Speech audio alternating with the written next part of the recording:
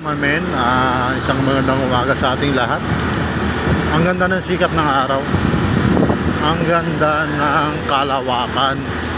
Pero sa darating na ilang araw na naman, meron na naman tayong paparating na isa na namang super typhoon.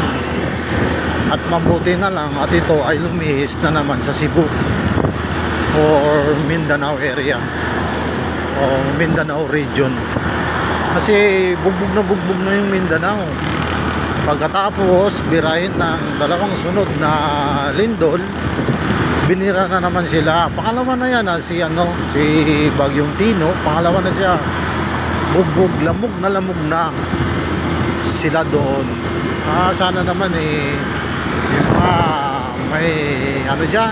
may mga tinatago pang natitirang yaman dyan na hindi naman sa kanila, ay i-donate na lang nila doon sa mga nabagyo at kawawa na sila. Lamog na sila mga mamin. So yun, dito at papasok na rin nga tayo at ingat na lang lagi at magdasal palagi mamin. Shoutout nga pala sa ating mga solid followers, viewers. Ingat po lagi tayo at palagi po tayong magdasal na nasa puso natin mismo galing, hindi yung dasal lang na kung kailan ka lang may problema, doon ka lang magdadasal. Ay nako, sige mamen, hanggang dito na lang ang ating video. Maraming salamat.